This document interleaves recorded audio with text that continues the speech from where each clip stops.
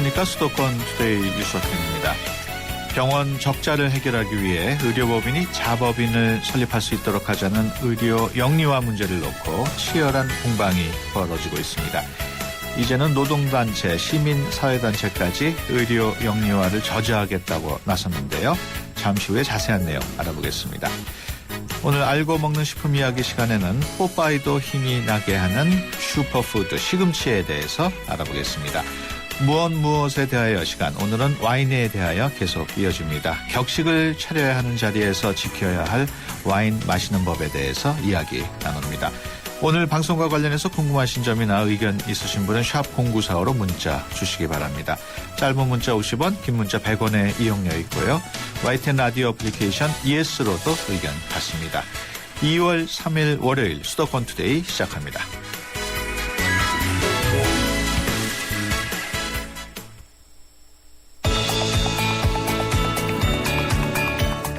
여러분은 지금 대한민국 유일의 수도권 전문 프로그램 YTN 수도권 투데이를 듣고 계십니다.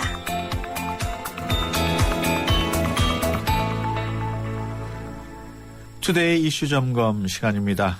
정부의 부인에도 불구하고 의료 영리화 논란이 끊이지 않고 있습니다. 단순히 의료단체에서만이 아니라 105개 노동단체, 시민사회단체까지 민영화를 막겠다고 나섰는데요. 의료 영리화 저지 범국민운동본부 준비위원회 이현대 공동상황실장 전화로 연결해서 자세한 내용 알아봅니다. 안녕하십니까? 예, 안녕하세요. 네. 노동단체, 시민사회단체는 보건의료단체는 아닙니다만은 의료 공공성을 외치게 된 이유 뭡니까? 예, 이번에 정부 차원에서 투자 활성화 대책을 발표했는데요. 네. 이 내용들이 국민들의 삶에 심각한 악영향을 미친다라는 판단들을 하고 있기 때문에 네. 여러 시민사회단체나 노동조합이 함께하게 되었습니다. 예. 그전에 국민건강보험 통합이라든지 건강보험 보장성 강화나 영리병원 반대 같이 이제 굵직한 사안들이 있을 때 시민사회단체나 노동조합이 다 함께 해결을 위해 노력했었는데요. 네. 이번 사안도 그 정도로 되게 중요하다고 인식하는 거라고 이해하시면 되겠습니다. 네. 참여 시민단체가 105개로 알려져 있는데 어떤 단체들이 네. 포함이 되어 있습니까? 보건의료 쪽에 노동조합들, 민주노총 산하에 있는 보건의료노조나 공공운수노조연맹이 있고요. 네. 한국노총 산하의 의료산업노련이나 연세대 의료원 등 노동조합 부분이 참여하고 있고, 네. 보건의료단체나 인도주의 실천 의사협의회, 건강세상 네트워크 등의 보건의료단체들, 참여연대 경신련 등의 시민단체들, 민규연, 민변, 종교단체를 포함해서 여러 가지 사회운동 단체들이 망라돼서 함께 참여하고 있습니다. 네.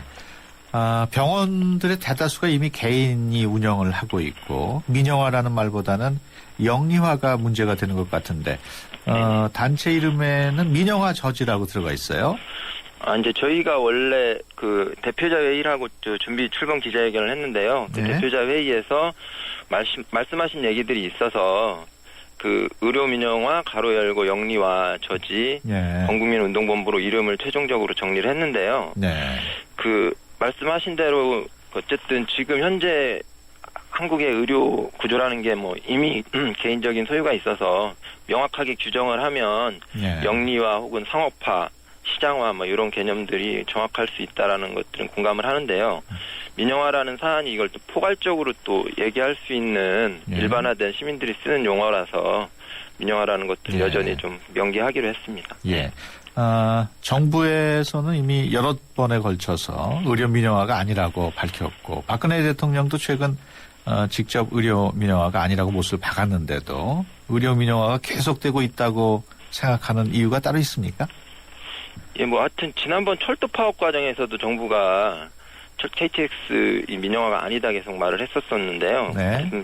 설문조사 과정에서 국민들이 대다수가 또 민영화라고 생각하는 상황이 있었고요. 네. 그게 증명하듯이 철도랑 합의했던 국회 국토교통위에 철도발전 소위를 꾸리기로 합의를 해서 네. 1월 21일 날 한국철도공사가 경영 개선 및 부채 해소 방안이라는 걸 내놨어요. 근데 네. 거기에 나온 내용을 보면 KTX 이제 흑자 노선을 분리하고 나서 새마을호라든지 그 무궁화 같은 노선의 현실화라는 이름 요금 인상안들이 계획이 이미 잡혀져 있고요. 네. 많은 지방선들이나 역사들을 매각하고 인천 공항철도 매각하는 안들이 발표가 국회에 공식 보고가 됐어요. 네. 그러니까 이 내용을 보면 사실 저희가 주장했던 민영화의 내용이라는 게 실제로 다 시행이 되고 있는 상황이라고 볼 수 있는데요.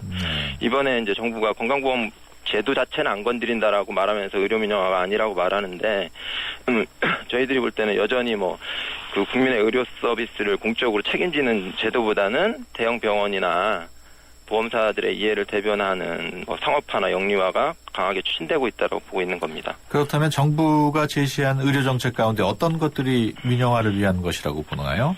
대표적으로 언급됐던 게 영리병원 문제였었는데요. 예. 기존의 영리병원 허용에 대한 반대율은 높으니까 정부가 이번에 추진하는 방식이 영리자회사를 만드는 방식이에요. 예. 그러니까 이전에 그러니까 병원에 대해서는 비영리법원으로 규정을 했었습니다. 그래서 비영리법원이라는 건 뭐냐면 여전히 지금도 영리사업들을 많이 하지만 상업화된 사업을 하지만 여기서 벌어지는 돈을 병원 외로 못 가져가는 어떤 통제 기제가 돼 있었던 거거든요. 근데 이 문제를 영리자회사를 두게 되면 자회사를 통한 돈을 빼가는 사업들이 이제 가능한 거죠. 병원 사업 그 자체에 재투자하지 않아도 영리자회사가 이익을 취할 수 있는 이 편법적인 우회적인 민영화 과정이 실제로 추진된다라고 저희들은 보고 있는 겁니다. 그래서 구체적으로 말씀드리면 장례식장이나 주차장 등 이런 것들 예전에도 계속 해왔었는데요. 여기에 이제 추가적으로 해서 화장품이나 건강보조식품, 의료재료나 의약품 유통이나 돈을 벌 수 있는 여러 가지 부대 사업들을 확장하면서 이제 자회사를 통해서 돈벌이를 하는 병원들이 이런 식의 이제 왜곡된 구조가 확장될 거다 이렇게 보는 거죠. 근본적인 하나만 더 말씀을 드리고 싶은 거는 영리 법인 약국을 또 허용하는데요. 이제 병원을 넘어서 약국까지도 이제 대형 자본들이 들어와가지고 수익을 내서 외부로 가져가는 체인형 약국 이런 것들 만드는 출발점이 또 될 거다라는 우려가 있습니다. 그 병원 근본적인 문제가 적자 문제인데요. 적자가 계속되면 의료의식도 떨어질 수 있기 때문에 영리자회사라도 허용을 해서 수익을 내자 하는 건데 그 주장에는 동의하지 않으십니까? 어쨌든 정부 핵심 주장이 영리자회사가 수익을 내면 그 수익을 병원이 사용을 할 수 있게 돼서 환자도 좋다 이런 주장인데요. 현재 얘기대로 해서 병원이 영리자회사의 수익을 환자 진료에 다시 사용하는 거라면은 병원 밖으로 돈을 빼돌릴 수 있는 자회사를 만들 필요는 저희는 없다고 보거든요. 지금도 부대 사업을 통해서 그렇게 하고 있고 주차장 장례식 같은 부대 사업을 얻어서 환자 진료에 사용하고 있어요. 근데 굳이 영리자회사를 다시 만들게 하려는 거는 어쨌든 기업들이 돈을 가져가게 열어준다라는 문제예요. 그래서 여러 전문가 단체에서 실제 영리자회사를 허용하게 되면 어떤 상황이 벌어질 건가 분석을 했는데요. 대체로 이제 그 병원의 수익이 외부로 빠져나가게 된다라는 거고, 그래서 환자에게 더 과잉 진료를 하게 될 거라는 판단이 큽니다. 1월 중순경에 서울대병원을 모델로 해서 이제 정부가 제시한 영리자회사를 허용하게 된다고 했을 때 저희가 한번 돌려봤는데 대략 185억 원 가량의 손실이 늘어날 수 있다라고 어쨌든 저희들 분석은 나왔어요. 그렇다면은 적자는 어떻게 손실을 보전을 해야 될까요? 그러니까 어쨌든 정부 주장이 이제 적자 문제들 얘기하고 있는데 이것도 구체적으로 좀 볼 필요가 있다고 봅니다. 모든 병원이 적자를 보고 있는 상황이 아니고요. 지금도 계속 병원이 늘어나는 이유는 모든 병원이 적자를 보는 게 아니고 적자가 있는 병원도 있고 아는 병원들도 있는데 대체로 적자를 보는 병원들은 이제 지방이나 이런 중소도시에 있는 중소병원들이거든요. 그 재벌 기업이라든지 대형 병원들은 사실 돈을 많이 벌고 있는 이런 구조인데 정부 정책은 사실상 중소병원을 위한다고 하지만 재벌 기업과 연결돼 있는 이 대형 병원들을 위한 정책을 내놓고 있다고 저희들이 판단을 하는 겁니다.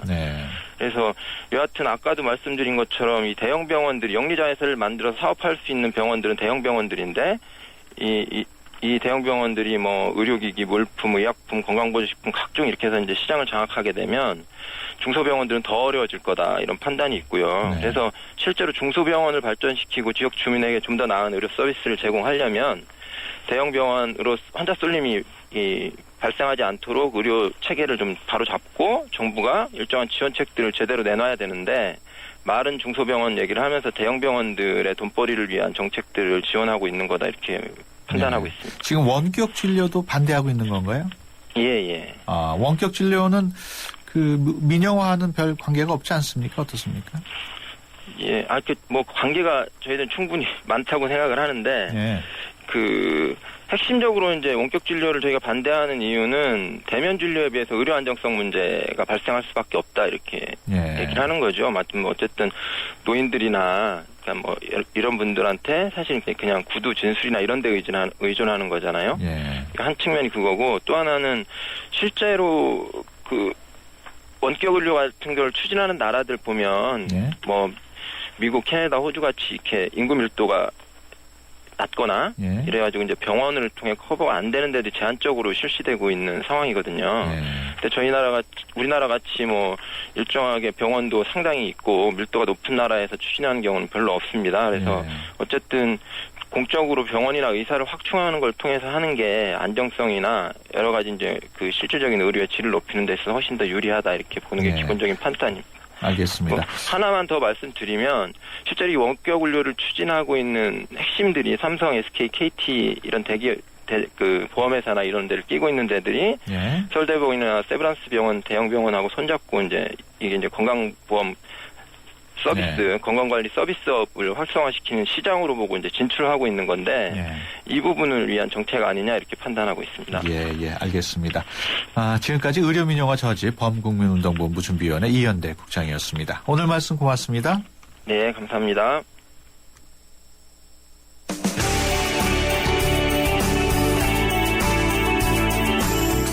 발빠른 리포터의 현장 스케치, 생생 리포터 현장.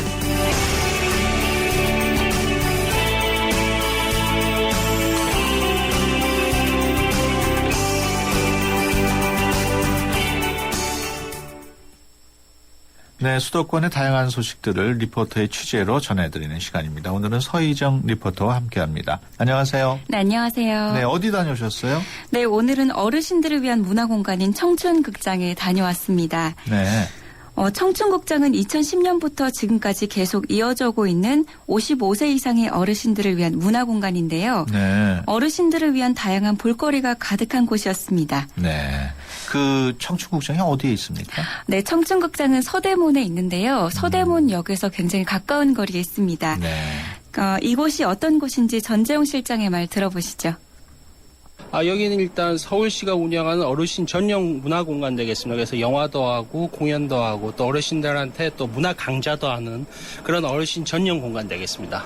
일단 영화는 어르신들, 저희가 오신 어르신들이 1940년대생, 그분들이 70대 어르신들이 많이 오시기 때문에 그분들이 보셨던 어떤 젊은 날의 영화들, 그런 영화들하고 또 최근 영화 중에 어르신들이 볼만한 그런 영화들 위주로 편성하고 있고, 공연 같은 경우는 또 추억의 공연, 아니면 오늘 같은 클래식 공연 섞여 있는 그런 연극도 하고 비보이 공연도 하는 다채로운 공연을 하고 있습니다. 문화 강좌 같은 경우는 가요 교실, 그다음에 국악 교실, 그런 다양한 문화 강좌가 있겠습니다.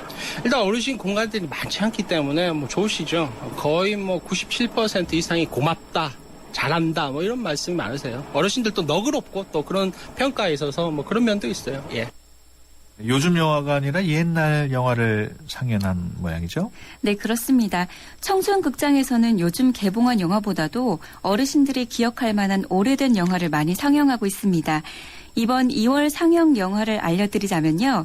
1929년에 개봉한 벙어리 삼룡, 1967년과 1968년에 개봉한 어느 여배우의 고백과 팔도 기생뿐 아니라 여러 외국 영화가 상영될 예정입니다. 네. 영화는 월요일부터 토요일까지 2회 또는 3회 상영되니까요. 청춘극장 홈페이지를 통해서 시간 확인하시고 방문하시면 당대 최고의 여배우였던 김지미, 윤정희, 문희 이런 배우들을 추억하고 그 시대의 향수도 느낄 수 있을 것 같습니다. 네. 그러면 인터넷에서 청춘극장 치면은 홈페이지에 들어가나요? 네, 홈페이지가 아니라 블로그가 하나 나오는데요. 카페도 네. 나오고요. 그래서 거기서 확인을 하실 수 있습니다. 그렇군요. 다른 프로그램들도 있습니까? 네, 우선 매주 수요일 오후 3시에는 국악, 가곡, 추억의 가요 같은 작은 음악회가 열립니다. 네. 그리고 매주 토요일 오후 3시에는 밴드 공연과 예술단 공연이 준비되어 있는데요.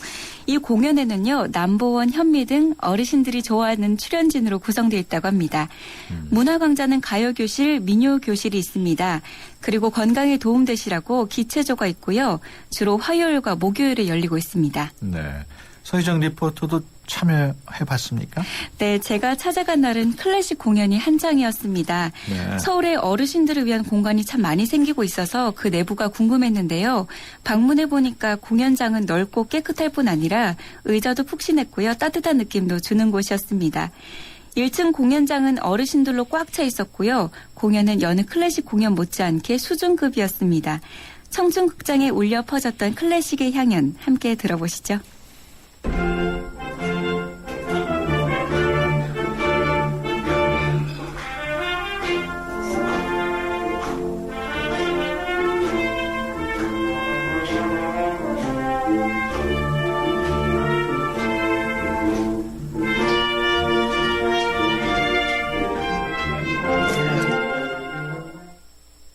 네. 그 공연뿐만 아니라 비보이 공연도 한다고요? 네, 이곳에서는 수요일, 토요일 매주 공연이 있기 때문에 너무 추억의 공연에 편중되기보다는 젊은 세대와 소통하고자 비보이 공연도 했다고 합니다. 네. 힙합 문화에 심취하거나 브레이크 댄스를 추는 사람을 비보이라고 하는데요. 젊은 세대가 추는 현란한 춤을 관람하는 어른들의 반응도 좋았다고 합니다. 청중극장에서는 비보이 공연을 올해 4월과 5월에도 기획할 예정이라고 합니다. 네. 간단한 간식도 제공이 된다고요? 네, 물론입니다. 간단한 음료나 간단한 간식도 제공이 되는데요. 청중극장은 노인 일자리 사업을 하고 있습니다. 이 사업을 통해 일하는 어르신들이 공연을 관람하러 오신 분들께 음료와 간식 제공은 물론이고요. 공연 후 뒷정리 등을 하고 계셨습니다. 자세한 이야기 함께 들어보시죠.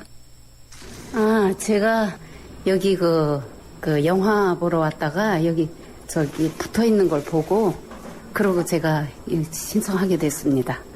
저는 이제 그 손님들이 오시면 좌석 안내해드리고 좌석을 찾아드리고 또 저기 영화가 끝나면은 그 좌석 자리에 뭐 떨어진 그런 거를 제가 처리하고 그런 일을 하고 있습니다. 우리나라가 많이 발전했구나.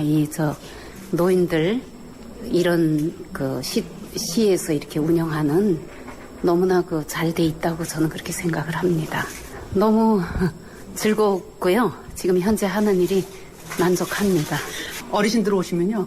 커피랑 둥글레 차, 과자, 스낵도 그거 드려요. 참 좋아하세요. 저 개인적으로는 참 좋은 것 같아요. 너무 지루하지 않고 나와서 이렇게 보람 있게 어르신들을 위해서 봉사하는 마음으로 하니까 참 좋습니다. 네, 일을 하시면서 보람을 많이 느끼시는 것 같네요. 네, 이곳에서 일을 하시면서 아르바이트 개념으로 일을 하시는 건데요. 시에서 또 적당한 급여가 나온다고 합니다. 급격한 고령화와 함께 부각되고 있는 문제가 노인 일자리 문제인데요.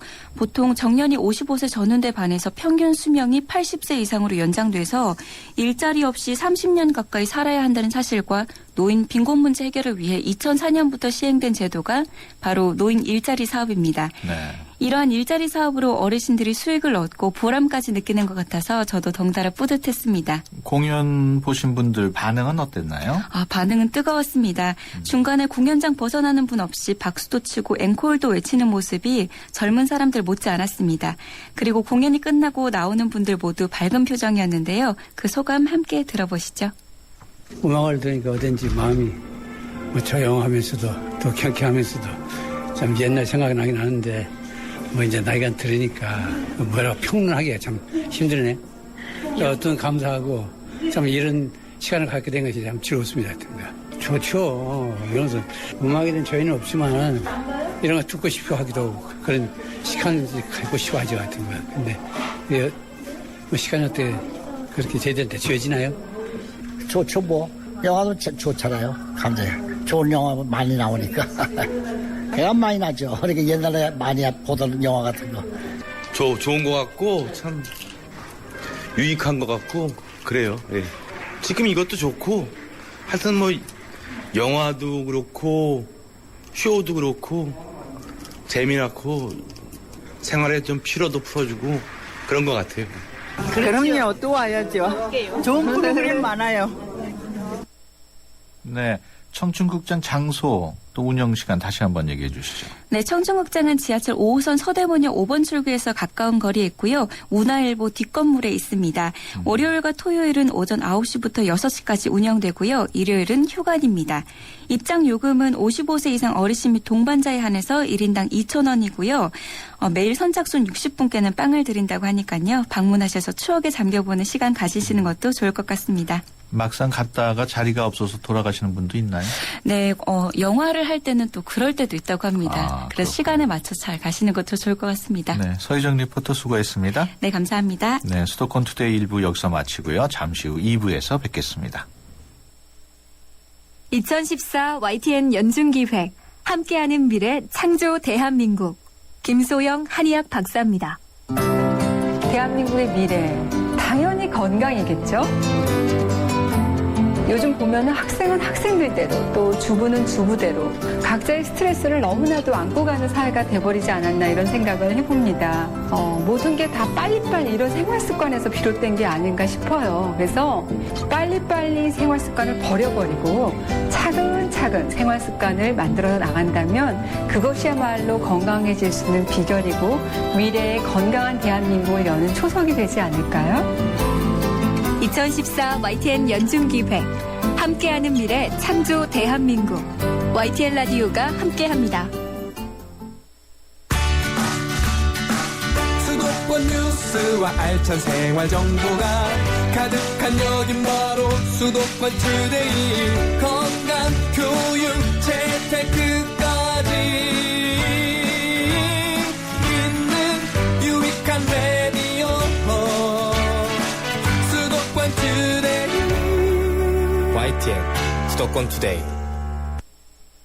네, 수도권 투데이 2부 시작합니다. 오늘 알고 먹는 식품 이야기 시간에는 맛있는 음식의 입맛을 돋우면서 풍부한 영양소를 자랑하는 시금치에 대해서 자세히 알아봅니다. 또 무엇에 대해서는 와인에 대하여로 계속 꾸며줍니다. 격식을 갖춰야 하는 자리에서 와인은 어떻게 마셔야 하는지 와인 잘 마시는 법에 대해서 알아봅니다. 수도권 투데이에서는 세종문화회관 전시관에서 진행되고 있는 제50회 한국 보도사진전 티켓을 선물로 드리고 있습니다. 이번 전시회는 1960년대부터 현대까지 대한민국의 변화된 역사적인 순간과 다양한 시대의 흐름을 사진을 통해서 만나볼 수 있는 특별한 사진 전시회인데요. 티켓 받고 싶은 분들은 샵 0945번으로 문자 주시거나 02-771국에 0945번으로 전화 주시면 됩니다. 짧은 문자 50원, 긴 문자 100원의 정보 이용료 있고요. YTN 라디오 애플리케이션 ES로도 의견 받습니다. 수도권 투데이 2부 뉴스 브리핑으로 시작합니다. 이윤지 아나운서 전해주세요. 네, 수도권 뉴스 브리핑입니다. 지방의회 사무직원을 자치단체장이 임명하도록 규정한 법조안은 합헌이라는 헌법재판소의 결정이 나왔습니다. 헌재는 지방의회의 규모가 크지 않아 사무직원은 지자체 소속 공무원 중에서 전보되거나 파견되는 형태를 띨 수밖에 없다며 지자체장이 임명권을 갖는 것이 맞다고 밝혔습니다. 앞서 경기도의회는 사무직원을 지자체장이 임명하도록 한 규정은 헌법상 권력분립의 원칙에 어긋나고 지방자치제의 본질을 침해한다며 헌법 소원을 냈습니다. 입춘을 하루 앞두고 찬바람이 불면서 날씨가 추워지고 수도권에는 옅은 황사가 나타나고 있습니다. 기상청은 찬 대륙고기압이 확장하면서 오늘 서울의 낮 기온이 0도에 머무는 등 쌀쌀한 날씨를 보이겠고 찬바람이 불면서 체감온도는 영하권에 머물겠다고 전망했습니다. 특히 입춘인 내일 아침에는 서울 기온이 영하 10도까지 떨어지면서 한파가 찾아올 것으로 보입니다. 어젯밤 11시 40분쯤 서울 마천동에 있는 고깃집에서 불이 났습니다. 식당 외부에서 발생한 불은 10여만 원의 재산 피해를 낸 뒤 10분 만에 꺼졌습니다. 어제 오후 5시쯤 경기도 광주시 태전동에 있는 플라스틱 밸브 제조 공장에서 불이 나 6시간여 만에 꺼졌습니다. 이 불로 건물 660여 제곱미터와 기계 등이 타 소방서 추산 1억 3천여만 원의 재산 피해가 났습니다. 지금까지 수도권 뉴스 브리핑이었습니다.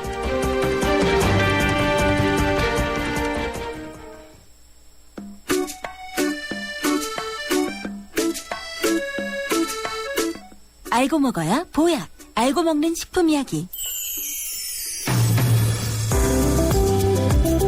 네, 우리가 평소에 먹고 있는 식품에 대해서 자세히 알아보는 시간입니다.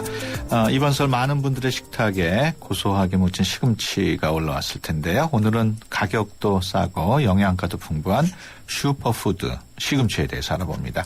박태균 중앙일보 식품의학 전문기자 전화 연결돼 있습니다. 안녕하십니까? 네, 안녕하십니까? 네, 시금치가 원래 겨울 채소인가요? 그렇습니다. 뭐 되게 이제 봄에도 많이 나오긴 하는데요. 네. 그 푸른 잎 채소로는 드물게 겨울부터 이른 봄까지가 제철이라고 볼 수가 있습니다. 네. 저도 이번 명절에 그 시금치를 먹어봤는데 정말 신선하고 맛있더라고요. 네. 그런 이유는 시금치의 그 특성 자체가 그 추위에 아주 강한 그런 특성을 갖고 있습니다. 네. 그래서 겨울 시금치는 이제 추위라든가 눈보라를 막고 자라기 때문에 향도 강하고요, 당도도 높은 것으로 알려져 있습니다. 네. 시금치의 원산지는 이제 고대 페르시아 즉 이란이지만 인도라든가 중국을 거쳐서 고려말 아니면 조선 초에 한반도에 들어왔을 것으로 그렇게 추정되는 그런 채소입니다. 네, 시금치는 슈퍼푸드로 알려져 있는데 그만큼 예, 우리가 건강에 좋다는 건가요? 그렇습니다. 예, 과거에는 뭐 뽀빠이가 좋아하는 식품이었지 않습니까? 네. 예, 그 뽀빠이가 시금치를 먹으면 힘이 막 나고 그랬는데, 네. 예, 사실은 이제 미국 정부가 어린이들이 이제 시금치를 좀 많이 먹게 하기 위해서 네. 그런 컨셉을 썼다고는 얘기는 합니다. 근데 어쨌든 이제 슈퍼푸드, 웰빙푸드 해가지고 뭐 10선 뭐 이렇게 10가지 이 정도를 꼽으면 네. 늘 빠지지 않는 그야말로 단골 손님이라고 볼 수가 있는데요. 네. 그만큼 이제 건강에 이롭다는 얘기인데, 미국의 작가 조지 에이드라는 분은 아주 재미있는 얘기를 했습니다. 네. 모든 게 다 이제 장점도 있고 단점도 있지 않습니까? 네. 그런 의미로 한 사람의 원나무는 다른 사람의 시금치, 그러니까 원나무는 이제 나쁜 쪽을 얘기했고 네. 좋은 쪽은 시금치다 이런 의미를 이제 이런 표현을 했는데 네. 그만큼 이제 건강에 이로운 대표 식품으로 그렇게 지켜 세운 셈이라고 볼 수 있습니다. 예. 영양소가 많은 모양이죠.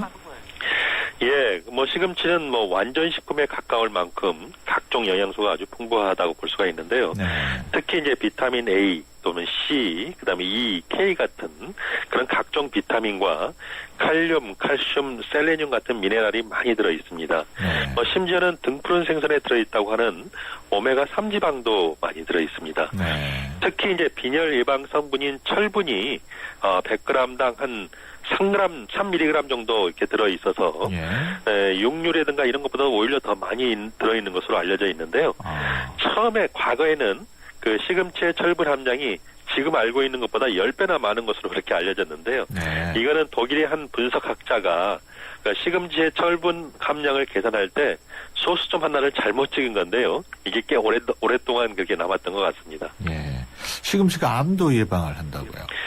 예, 그 이유는 이제 시금치에 함유된 비타민 A, C, E, 뭐 줄이면은 에이스가 되잖아요. 야구 선수에. 이 비타민의 에이스이고 셋 다 이제 유해산소라든가 암을 예방하는 그런 항산화 성분이라고 볼 수 있기 때문에 그렇습니다.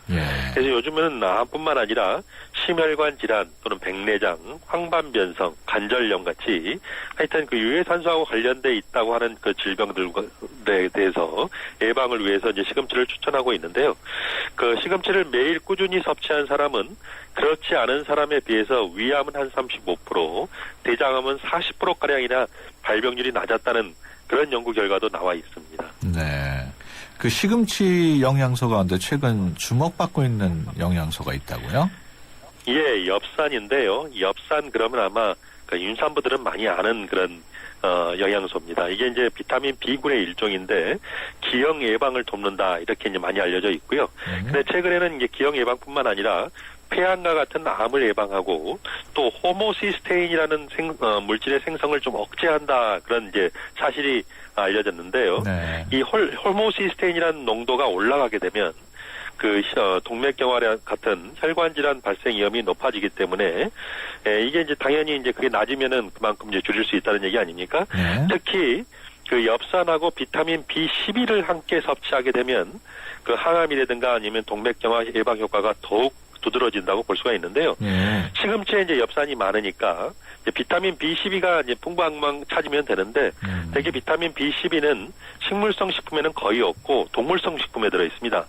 새 간이라든가 조개 같은 거 아니면 등푸른 생선 이런 데 많이 들어 있기 때문에 시금치하고 지금 말씀드린 그런 새간이라든가 등푸른 생선을 같이 드시게 되면 훨씬 더 그 좋은 효과를 얻을 수 있을 것 같습니다. 네.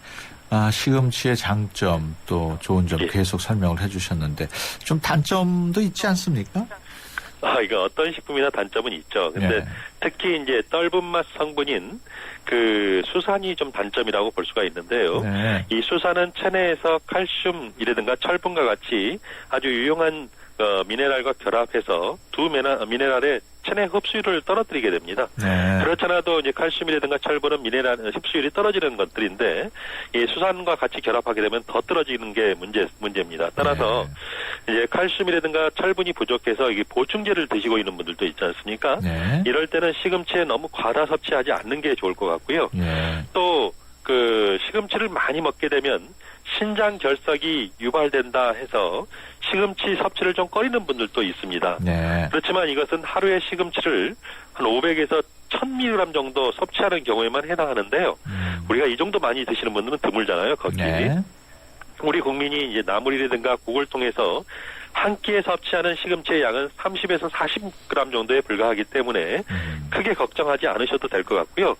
또 한 가지 좀 주의하실 거는 아스피린 같이 피를 좀 묽게 하는 약이라든가 아니면 와파린처럼 항응고제를 복용하고 있다고 하면 비타민 K가 그 같은 약의 약효를 떨어뜨릴 수 있다. 이런 사실도 좀 기억하실 필요가 있을 것 같습니다.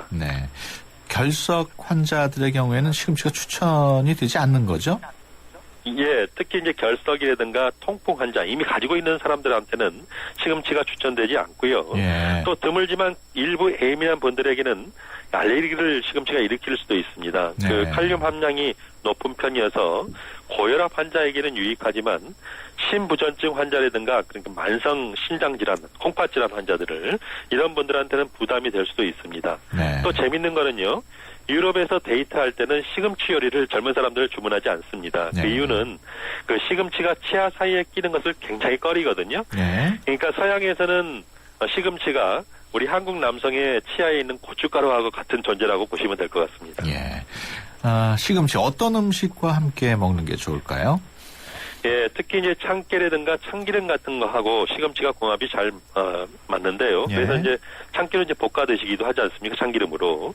그 이유는 이제 참깨에 풍부한 나이신이라는 그런 아미노산이 그 결석의 억제를 돕고 또 참기름 같은 식용유를 사용하게 되면 그 시금치 안에 있는 그 베타카로틴이라든가 루테인 같은 물질이 지용성입니다. 다시 말해서 지방에 잘 녹기 때문에 그런 물질들이 더 많이 흡수시킬 수가 있게 됩니다. 시금치 나물을 무칠 때 참깨라든가 참기름을 첨가하게 되면 또 시금치에 부족한 영양소라고 볼 수 있는 단백질이라든가 지방까지 함께 보충할 수 있는 그런 장점이 있습니다. 화제를 좀 바꿔서 최근에 노로바이러스 환자가 크게 늘고 있다고요? 예, 이제 사실은 겨울철 식중독의 대표라고 볼 수가 있는데요. 이 노로바이러스, 이게 바이러스란 말이 있으니까 그야말로 바이러스성 식중독인데, 이거는, 음식물은 물론이고, 사람과의 전파도 가능합니다. 그러니까, 다른 사람한테 옮길 수도 있다, 이런 얘기죠. 이제 식중독 그러면 여름철을 떠올리기 십상이지만, 노로바이러스에 의한 식중독은 절반이 아니라 거의 한 3분의 2 정도는 겨울철에 발생하는 것 같습니다. 그렇다면 어떻게 노로바이러스를 예방할 수 있을까요? 예.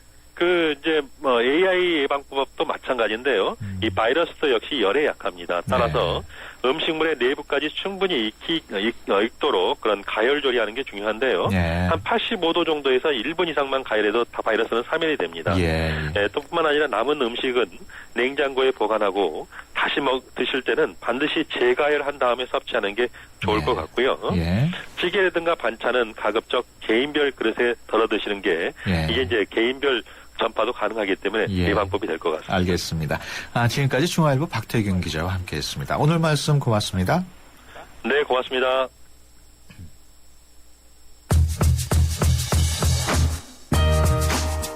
16살에 독일 쾰른 국립음악대학교를 최연소로 입학해 학사와 석사를 최우수 성적으로 졸업한 첼리스트 이송희의 첼로 독주회가 내일 저녁 8시 예술의 전당 리사이트홀에서 열립니다. 이번 연주회에서는 브람스와 베토벤 그리고 소스타코비치의 곡들이 준비되어 있고요. 피아니스트 민경식과 함께 협연할 예정입니다. 오스트리아 리첸 국제 첼로 콩쿠르에서 영예의 1위를 차지한 이송희는 폴란드 국립 오케스트라와 독일 전역 순회 연주를 하는 등 활발한 연주 활동을 펼치고 있는 중입니다. 현재는 후악을 지도하며 서울 바로크 합주단 단원과 KCO 피아노 트리오 멤버로 활동하면서 대전 시립교향악단 첼로 수석을 역임하고 있는데요. 성인 남자의 목소리를 닮아 윤기 있고 장중한 음색을 가진 악기란 평을 받는 첼로 연주회에서 귀에 익숙한 고전 음악들의 매력에 빠져보시는 건 어떨까요? 투데이 컬처 TV였습니다.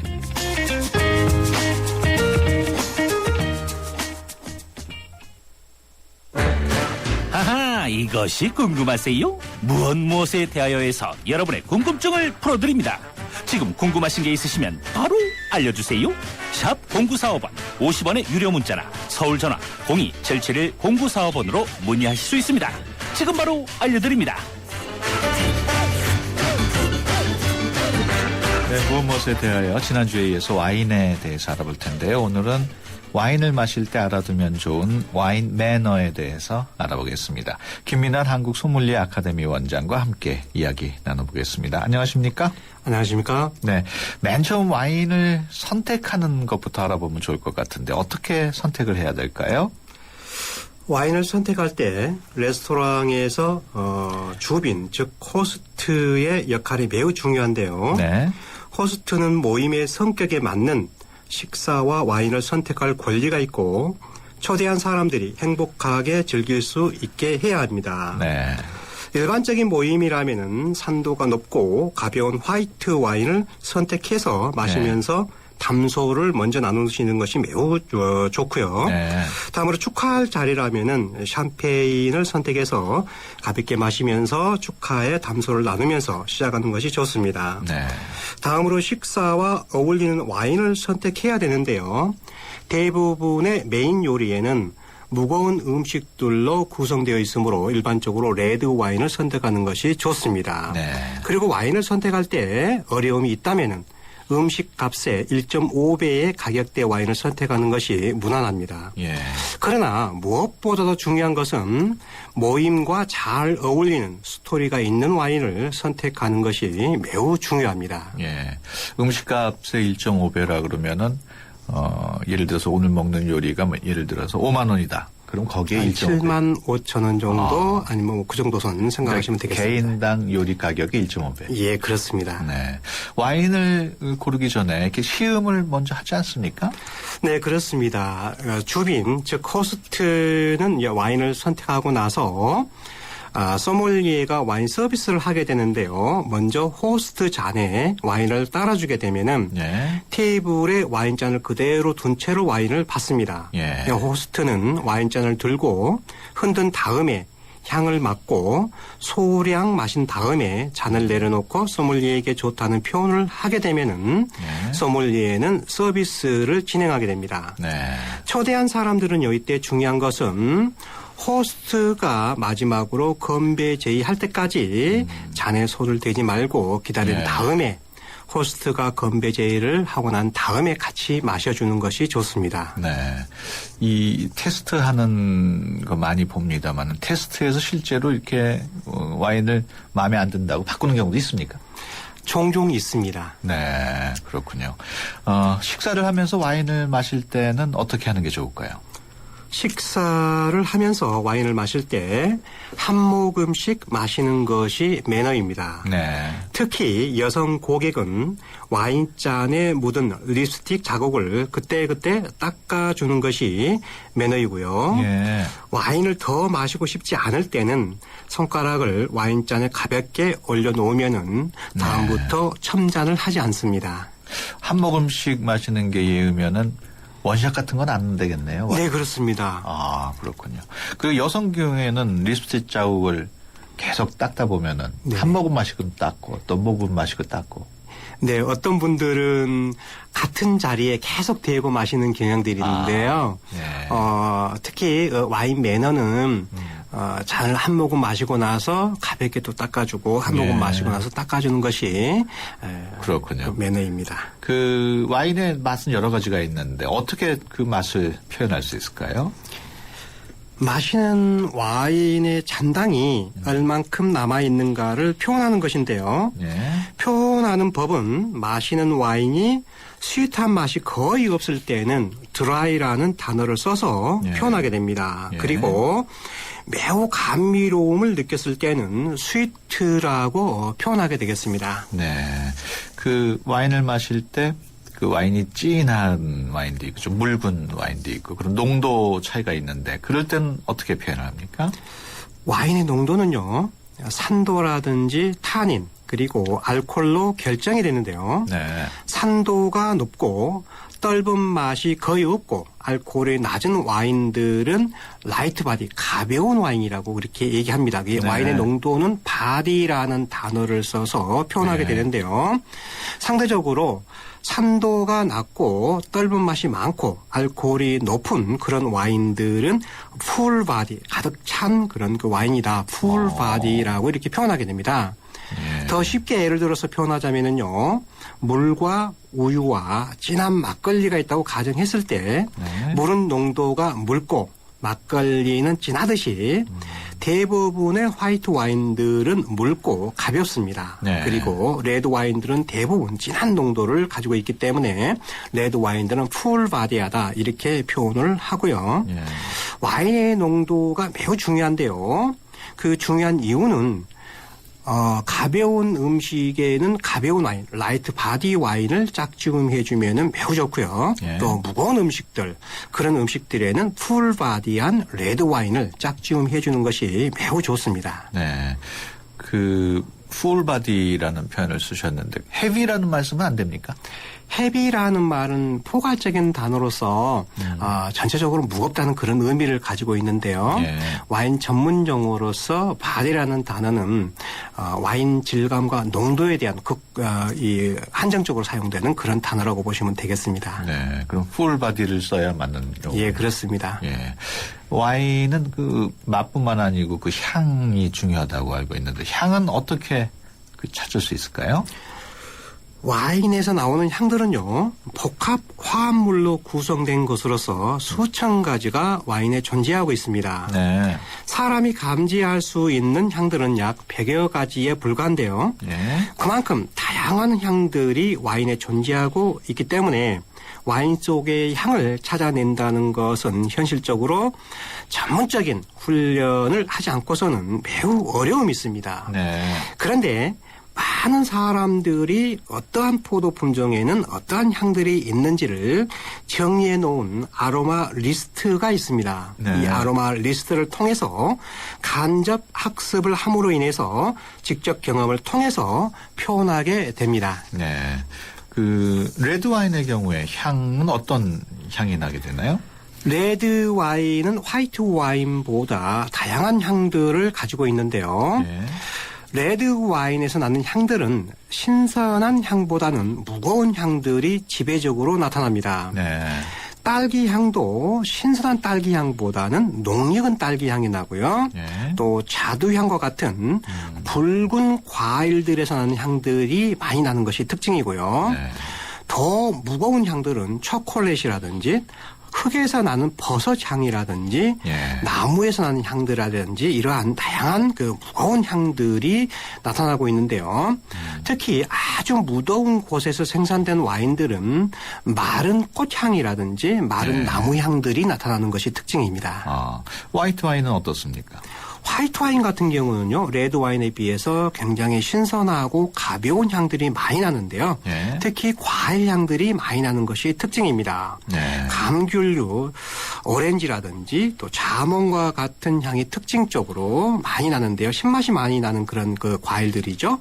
그리고 더운 나라에서 만든 화이트 와인들은 열대 과일 향이 나는 것이 특징입니다. 특히 리치 향이라든지 파인애플 또 바나나와 같은 그러한 향들이 나는 것이 특징입니다. 와인이 상하기도 하죠. 그렇죠. 당연합니다. 예. 와인이 상하게 된 것은요. 과도하게 산화되었을 때나 숙성이 너무 오래되었을 때나 예. 아니면은 보관을 잘못해서 광선에 장시간 노출되었거나 온도의 변화를 심하게 겪었을 때 와인은 상하게 되는데요. 예. 상했을 때 와인에서 나는 향들은요, 굉장히 부정적인 향들이 많이 나타납니다. 예. 매니큐어 향이라든지 계란 썩은 냄새라든지 젖은 종이에서 나는 향이라든지 야. 양파 썩은 향들이 나는 것이 특징이고요. 또한 와인이 상했을 때 와인의 색은 혼탁한 색을 띠고 굉장히 침전물이 많이 고여 있으므로 네. 마시기 전에 세심하게 점검해 볼 필요성이 있습니다. 와인이 좀 상하긴 상하는데 약간 상한 것 같다. 그런 경우에는 마셔도 됩니까? 마셔도 별 문제는 없습니다. 아, 그렇군요.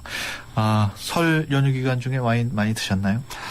네, 많이 먹었습니다. 예, 한식에도 와인이 어울리는 모양이죠. 그렇죠. 우리 한식에도 매우 잘 어울리는 와인들이 많이 있습니다. 예, 그렇군요. 와인과 안 어울리는 음식도 있습니까? 와인과 안 어울리는 음식은 거의 없다고 보시면 되는데요. 예. 특히 우리나라의 음식들은 지방에 따라 틀립니다만은 매우 진하고 또 맵고 짜고 한 음식들이 있는데 이러한 음식들은 와인의 맛과 향을 짓눌려서 와인의 느낌을 느낄 수가 없기 때문에 가급적이면은 같이 짝지음을 해주지 않는 것이 좋습니다. 알겠습니다. 지금까지 김민환 한국소믈리에 아카데미 원장과 함께 얘기 나눴습니다. 오늘 말씀 고맙습니다.